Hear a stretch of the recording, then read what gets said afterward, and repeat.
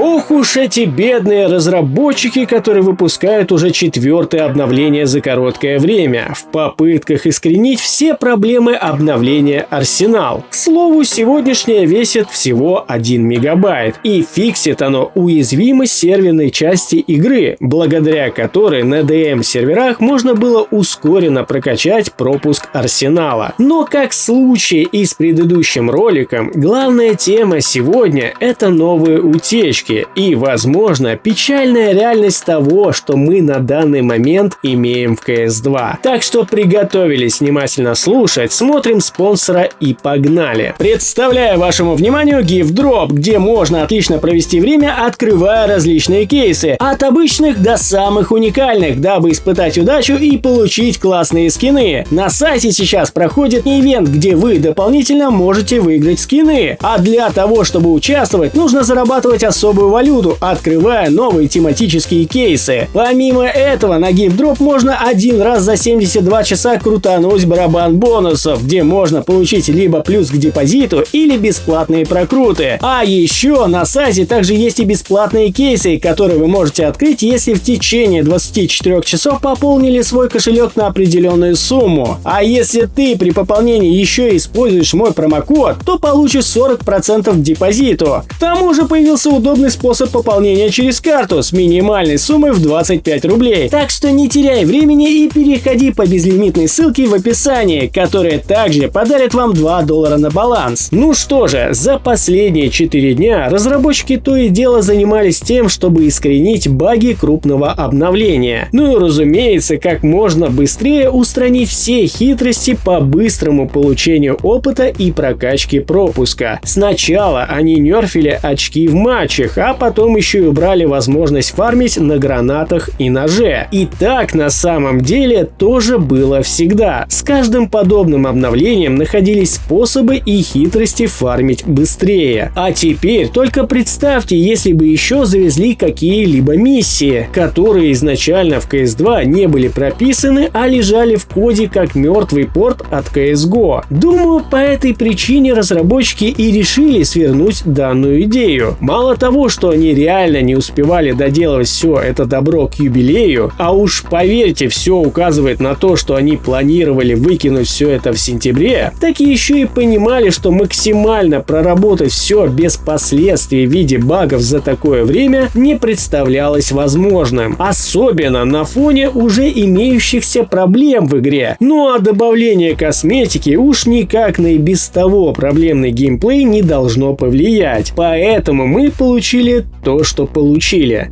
Хотя в файлах игры видно, что они собирались делать именно операцию, ведь ее код также обновился с крупным обновлением. Ну а благодаря тому, что геймтрекер, по которому мы можем отслеживать все утечки, начал теперь пытаться декомпилировать код игры, нам стали известны новые подробности и планы разработчиков. Исходя из данного кода, мы видим, что запретную зону действительно никто не забыл. По крайней мере, предметы от нее дорабатываются под новые реалии CS2. Неизвестно, конечно, будет ли это та самая запретная зона, которую мы помним и любим, или же это будет уже переосмысленный новый режим, то есть работа кипит. Ну а также в данной декомпиляции мы видим, что разработчики действительно работают над отдельными видами одежды для игрока. Фишка в том, что если бы они забросили идею, то скорее всего данные строчки стали бы удалять, но к удивлению у нас даже появляются намеки в виде отдельных моделей. Ну а еще в коде даже есть событие, которое вызывает анимацию насмешек, о которых мы с вами говорили еще на релизе бета-версии. Причем небольшая ремарочка. Это все, возможно, давно лежит в коде игры и просто время от времени дорабатывается. Но есть одна очень печальная вещь во всех этих утечках. Несмотря на то, что движок Source 2 имеет большой потенциал создания реально интересных режимов, использования сглаженной анимации и прочих прелестей, которые можно использовать в геймплее, по какой-то неведомой причине разработчики словно стоят на месте. И складывается такое впечатление из-за того, что CS имеет большой бэкграунд в отличие от Dota 2 и Deadlock, они словно не знают, куда дальше развивать игру. Все, что не встречалось из новых нового в CS2 начинают тут же хейтить. А самое прикольное, что у них действительно вышло и всем это зашло, так это новый дым. А брелки — это и вовсе идея старая, которую они достали из отмененной косметики в CSGO. Такое ощущение, что они стали бояться экспериментировать с игрой. И я хочу выделить вам один наглядный пример внедрения в игру, которая впоследствии очень сильно деградировала. Это, разумеется, все анимации от третьего лица. Да, я знаю, все мы вкусили говна, чего стоит баг Майкл Джексон. И все это происходило из-за того, что они хотели сделать привязку ног к земле, которая существует в других играх уже очень давно. Но что-то у них совсем не получается. Хотя, если взглянуть на то, как ведут себя анимации с релизом бета-версии, выглядит это действительно неплохо, очень даже хорошо. Но непонятно, почему моделька ведет себя в некоторых случаях так, словно у нее в жопе рука. Однако, как мы видим, ноги очень хорошо ложатся на поверхность. Ну а теперь же взглянем на то, как это выглядит теперь. Выглядит это отвратительно, а привязка ног сведена практически к минимуму. По-прежнему моделька движется словно кукла с рукой в жопе, но не так критично. Зато анимации стали более топорными. Забавно то, что если просто отключить данную привязку ног, мы получим то, что было в CSGO. И да, оно будет работать. Но для новой игры в 2025 году это зашквар. И возможно поэтому мы до сих пор никак не получим новые анимации для заложников, которые сливались в бете. И они все никак не могут пофиксить анимацию шприца от третьего лица. И вот поэтому у меня очень острое ощущение, что ожидание, пока лед в CS2 тронется, будет